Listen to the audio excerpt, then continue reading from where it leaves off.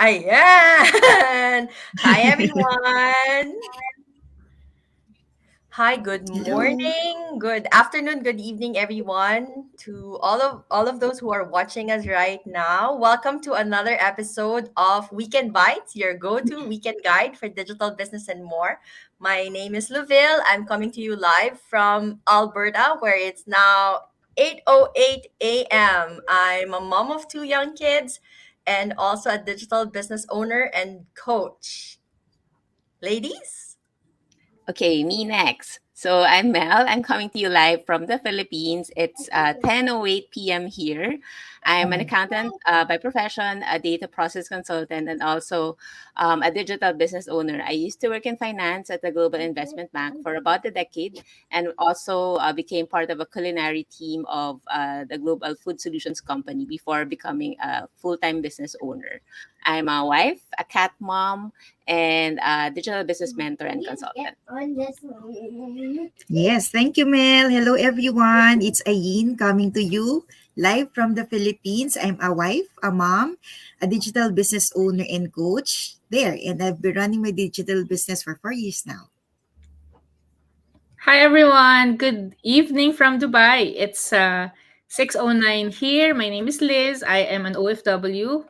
We've been here for more than 16 years. My husband and I work in retail and e-commerce, and we've been doing this digital business for more than 3 years now. Thank you for joining us. Yes, thank you. How's your weekend so far, ladies? Quiet weekend Masaya. today. Oh, ang Quiet saya ng weekend. quiet weekend, no? Rare quiet weekends. Ayan. So for the past few episodes that we have here in Weekend Bites, we've devoted it to answering the burning questions that we often receive, no? Yung mga inquiries na nare-receive natin at ang mga questions na paulit-ulit din na natatanong. So for this episode, we want to walk them through exactly the same steps that we took to get started on our online business journey. But before we do that, before we share with you the 5 steps to take to get started, I want to quickly share then how and why we got started in the first place. So ako muna, I started my online business back in 2019, so almost 5 years ago. Bakit ba kami nag-decide na mag-online business? I just gave birth at that time. So meron akong newborn, meron akong toddler. Vince, my husband, was the only one working. So if you are an immigrant family with just a single source of income, importante na meron kang backup, 'di ba? Meron ka pang ibang income source. Lalo na kung nandito ka sa foreign country, wala kang relatives. So, kailangan you have to be self-sufficient din. At kailangan nga meron kang backup. So, we decided to do this business back in 2019. So kami naman, we started a year after. So this was in 2020. May 2020, I remember this was the height of all the pandemic lockdowns. So why did we start our digital business back then? It wasn't because wala kami magawa ng pandemic. It was also because we wanted to have more options. We wanted a backup plan. We wanted more peace of mind by having another income source, more diversified income sources. And I think it was also a good timing at that time kasi for a long time we also wanted to have our own business to prepare us for the future. And es- especially during the pandemic, we've seen how traditional businesses were really affected, di ba? Not just the jobs, but also the traditional businesses. So somehow it was good time and also a relief for us kasi we were really planning to have like a franchise business already before the start. So nung dumating yung opportunity na to, we said, sige, let's do it, but we start with the digital business. Yan. Thanks, Mel. Ako naman, I got things started back in October 2019. Naalala ko to kasi birth month ko. So just before the whole pandemic situation hit, I dove into this venture because I wanted to support my family financially.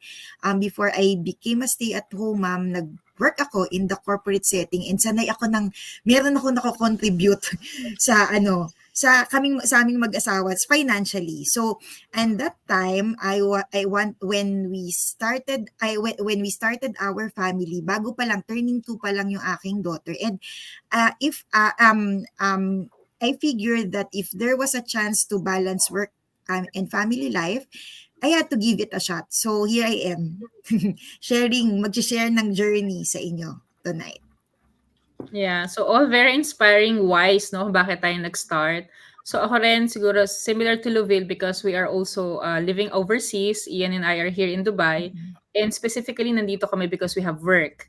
And when we started this business in July of 2020, similar to Mel, talagang pandemic na to, di ba? And working in retail, na-feel talaga namin na walang security yung trabaho namin kahit na more than 15 years na kami nasa abroad, kahit na matagal na kami sa industry, wala talagang assurance kasi people in our field are losing their jobs left, right, and center and getting their salaries cut. So talagang Mhm. na-push kami to the reality na we really need to have a backup plan. And nung time na yon, of course, having a traditional business wasn't a choice, di ba? Kasi nga, the world is shut down. Mhm. So, going digital really is the best option. And we were really happy na we found this business during that time kasi naging way talaga siya for us to, to be able to start whatever we need to start, our plan B and corporate exit strategy. And here we are, 3 years later, still very happy with that decision. Mhm.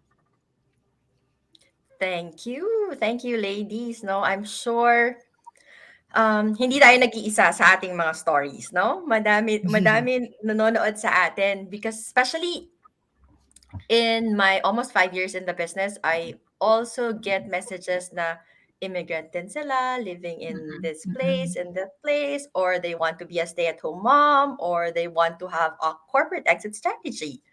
So, there. So, wag na nating patagalin. Ano ba yung steps that we took to finally get us started in this online business? Did we go back to school? Did we get a mentor? What did we do first? Let's start with step one. Yes. Yes. Yes. The first step is always the most important step, as they say. And the more important thing to note is that the first step is actually free. So the Yes. first step is to register for our free webinar. So um, at the end of this episode, we'll actually be flashing our websites where you can register for free with any of us if you want to see and watch for yourself the free webinar. In our case, I actually watched it, I think, twice, 3 times before I went to the next step. But it really depends on the person as to how many times you want to see the webinar. But what we encourage people to see in the webinar are the real results that real people share in there. So we don't hire like sales agents who do the sales presentations and all. So there are actually real people who go into the webinar for free and share their stories and share the results that they've gotten from the business. So that is the key thing to take away from the webinar, aside from, of course, having a peek into the digital business model. So we also give a presentation in there about the big picture, but for the most part, it's the real people sharing the results that they've gotten from the business and how they also started. So that's the first step. Yeah. So tama si Mel, 'di ba? Very first step, it might be very difficult for some, but definitely it's for Mhm. free, 'di ba? We're sharing free information. So once you get into the first step, of course, our second step is after you've seen the webinar, kahit ilang beses yung siya gustong panoorin, and you've decided like, oh, I want to know more about this. What is the potential of this business? Then the second step is for you to sign up on our 30-day risk-free program. Okay. And when you watch the webinar towards the end of it, you will know why it's risk-free. We've mentioned all of the reasons in there. And ano nga ba yung malalaman nyo once you sign up into our 30-day risk-free program? First and foremost is, of course, you will get additional information on more about our business and our business model, the companies we've partnered with, ano yung earning potential nito, ano ba yung compensation plan, how do we earn, and how do we get paid. Okay, which is very important. Of course, nandito tayo as a business, of course, we're expecting to earn money from it, right? You will know all of that after you sign up on that by taking the second step, di ba? We will also be added to a private Facebook group which has around almost close to 200,000 members, okay? So you will see the real people who are doing the same business as we do. Makikita nyo doon ano yung journey nila from when they get started, ano na yung buhay nila ngayon, ano na ba yung mga na-achieve nila with this business, not just financially, you know. It's about maybe learning more new skills, working less and having more time for their kids or for their hobbies, for their spouse. We want you to actually see them for yourself. Okay, kaya we're encouraging you to take the second step kasi this Facebook business page group, Facebook group is very inspiring. Talaga naman every day we keep on seeing post after post, and this is what also motivates us to do something more for our business because meron tayo lahat mga goals to achieve, 'di ba? Yes, yes. And as we Ang dami. always remind them, when they are added into that exclusive Facebook group, feel free to snoop around, stalk people, di ba? Oh, para makita Yeah. talaga nila that these are real people doing this business and getting these results, 'di ba? It's not like hindi lang tayo, marami pang business owners Mm-mm. from so many parts of the world, 'di ba? Nakakakuha ng results using our exact same system. Yeah, and may Ayan. continuity siya kasi like if they watch the webinar, they can actually the same people in the Facebook community, so they can stalk the people that they've seen in the webinar as well. Totoo. Stock Yan. talaga. Yeah. Yeah, and then step three. What's the step three? So, if you feel like you're ready to explore it further, we highly recommend that you book your coaching call or your strategy call. Strategy calls usually about 45 minutes to 1.5.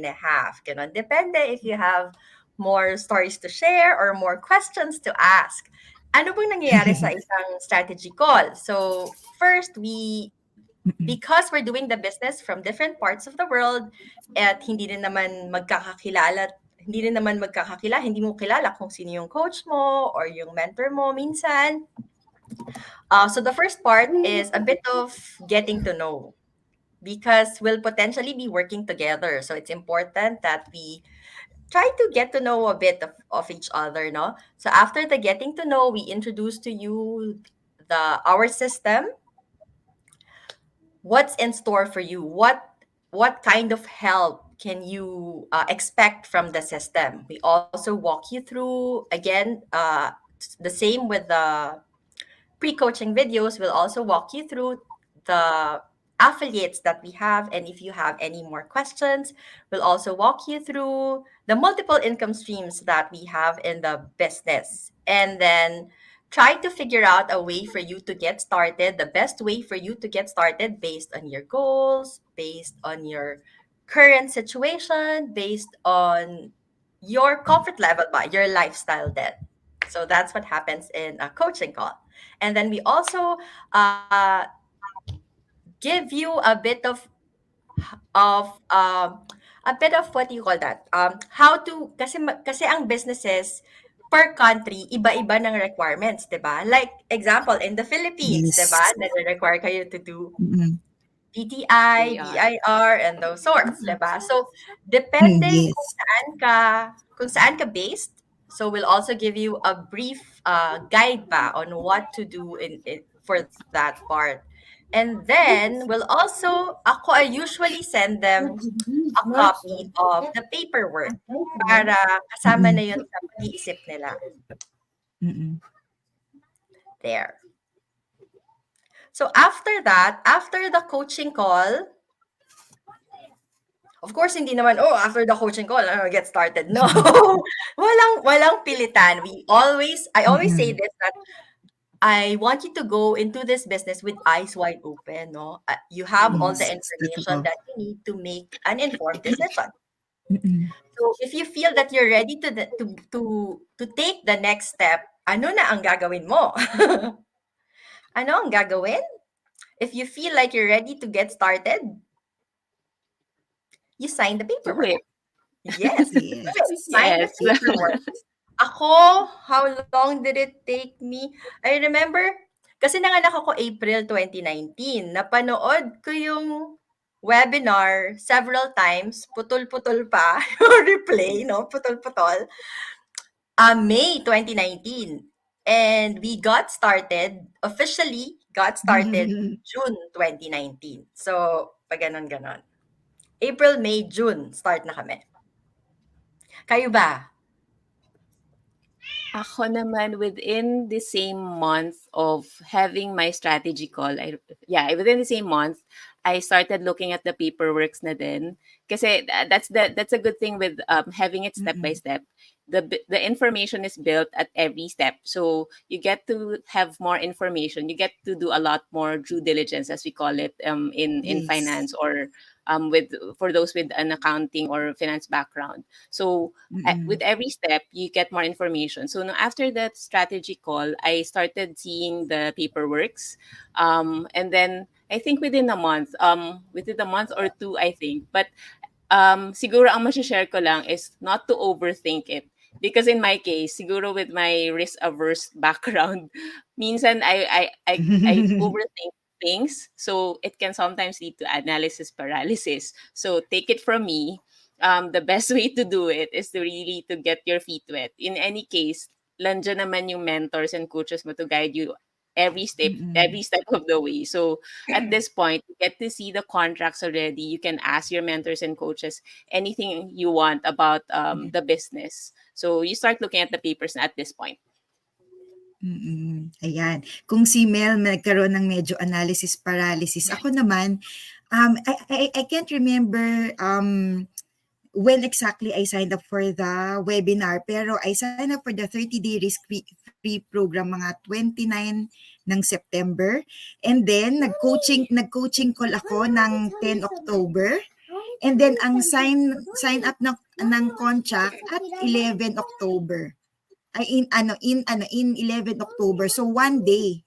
So, one day lang siya. So, feeling before the coaching call, a bit afraid, which was totally normal when you are doing the things the first time or something is totally new for you. I needed to clear, yung sa akin, yung issue ko is more of self-doubt muna. So, yun yung first hindrance ko. Iniisip ko yun kasi iniisip ko magagawa ko ba siya with my then 1-year-old daughter, but yung feeling na yun turned into excitement. Na pump up ako kumbaga nung nag-take ako ng coaching call, and the next day I signed the papers. So business owners agad kami, but yun, I'm so glad now that I made that decision for myself and for my family. Diba? Parang ang sinabi ko sa sarili ko noon, it was my birthday gift. Ay, for myself and for my family. Tsaka sayang yung oras. Malaki yung why ko eh. Malaki yung pangangailangan ko tsaka ng family ko. So if not now, when, di ba? So yun yung sa akin. Ayan, nakakatuwa naman ma-remind talaga tayo, no, on the first few days of starting this business. Sa amin naman, we started watching the webinar siguro Q1 of 2020, and we all know what started happening in that Q1, no? Although I've seen this business before, parang 4 to 6 months prior pa, pero sabi ko, busy ako, wala akong time manood ng webinar. But when I finally did, and I watched it a few times before I watched it with Ian then, I think end of March, beginning April. So it took us some time kasi of course nga din, I did my due diligence. I want to know what this business is about. Kasi kami ni Ian, wala talaga kaming business background. Wala akong experience running a business. So siguro partly, andun din yung thought na kaya ko bang gawin to? Busy na ako sa work. Meron ba akong time for this? Can I make it profitable ba? Yung mga ganun din, self-doubt. 'Di ba? We don't always come with confidence, pero the more we learn about the potential of this business, and andun din yung conviction mo kasi nga, sabi nga ni Yin, 'di ba? We have a strong why. Bakit ba natin ginagawa 'to? We're not doing it just for a whim, 'di ba? Or sabi nga nila, dahil lang bored tayo during pandemic, no? Ginagawa natin 'to because we have goals and dreams and financial aspirations then for ourselves, for our family. So we jumped on this business end of June, beginning July. So it took me a little while. And this I always say to everybody who's been asking me, this is really the only regret that I have in this business, na sana pala hindi ako nagpatagal-tagal ng pagmanood ng Same. webinar, parang sana pala Mm-mm. 2019 pa lang ginawa ko na 'to, kasi we all know what happened in 2020, 'di ba? And again, you all Yes. know, for those who have been following me for a while, talagang itong business na 'to really an answered prayer for me. Kasi when I started this business beginning July, literally 2 weeks later, I lost my job. Imagine. Mm. 2 weeks later, I lost my job. So, kung wala akong business na ginagawa during that time, in the pandemic, when everything is uncertain, parang ano gagawin ko? Nga, 'di ba? Nakatulala lang ako sa Mm. bahay. I cannot do anything. But this business has really been proving to be one of the best decisions we've done during that year. Kasi nga, nagkaroon kami ng backup plan, nagkaroon kami ng something to do, something Mm. worthwhile to do. And of course, we gained a lot Mm. of skills. We owned our own business na nakapangalan sa amin ni Ian, and Yes. the rest is history talaga. So, very, very important to take action and take immediate action, 'di ba? Yes, oo, totoo 'yan. Kaya nga nung ano, yung dito tayo sa next natin na step 5. So talagang after mag-sign ng contract, ang journey ko naman no'n, launch agad ng business. So hindi rin ako parang doon sa pag-sign ko ng contract, hindi rin ako nag-intay ng matagal para i-start yung business ko. So when the contract was done, I was already a business owner, i-unlock yung trainings for you. So yung training ngayon, ano ba yon? Yung first impression ko dun sa training site, very detailed. This is for someone, ang sabi ko sa sarili ko, this is for someone who doesn't know how to start. Yung lahat nakalatag doon sa training. Step by step, video based. And hindi lang ikaw yung parang papasunurin sa video kasi i-explain pa sa'yo bakit mo ginagawa yung pinapagawa sa'yo. So, ang sabi ko nga lagi dito, basta marunong ka magbasa, very basic computer knowledge, mag-open ng PC, mag-open ng internet browser, mag-click. Pero pinaka-importante, marunong sumunod sa instructions. Pasok ka, kayang-kaya, sa totoo lang. And you know what, I really appreciated, especially what I really appreciated when I started this business, I had my mentors and coaches who guided me in case may questions ako doon sa training o sa training site. So it took me around 2 to 3 weeks to set up our business. Average of 3 hours daily when I was setting up the business. Very important dito, I really allocated time for the business. Hindi yung pag-feel ko lang or may time lang ako kasi pwedeng madami kang excuses, right? 'Di ba? Parang baka abutin ka ng siyam-siyam pag ganyan yung ginawa mo. Ang ginawa ko sa kanya, yung times na nagnanap yung daughter ko or tumatakas ako, iwan ko siya sa bed, sa sofa, and then computer ako. Pag habang nagbe-breastfeed ako, nagko-computer ako. Or pag buong busy ako, the whole day, at night time, doon ako, pag tulog na sila, yung mag-ama ko, computer ako, madilim ako. So, yun, after few weeks, my business is running, and I'm not telling everyone that it will be easy peasy. Because just like any newbies in any venture, maninibago ka. There's adjustment. Syempre, it's something new. It was totally new for me that time. And as I said, the detailed training and yung mentors and coaches, pati yung community, they help me tons even now. Matutuwa ka pag nag-progress ka sa training, matutuwa ka sa sarili mo for your professional and personal growth, at magiging proud ka sa sarili mo, especially when you're already starting earning. Yon, matutuwa ka. Grabe yung tuwa ko when I had my first earning in my 3rd month dito sa business. So I'm not saying that it will be the same for everyone. Different tayo ng journey. Pero yon, yung naging journey ko. So fast forward to today, very glad that I initiated that first step and eventually started my business. Kasi ito talaga yung business na nag-allow sa amin to be hands-on with my daughter, prioritize our family, tsaka nakakapag-earn ako while doing that. So there.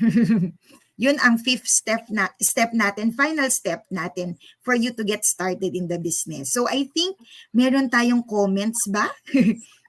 Yeah, we have a couple of people watching us live. So let's say hi to them first. Hi kay Chili de las Nieves. Hi, Hi, Jill. Chili! Hello. Ayan. And then we also have Chili another is one from from Mandaluyong. Joanne Roraldo. Hello, everyone. Hello, Hello, Joanne. Joanne.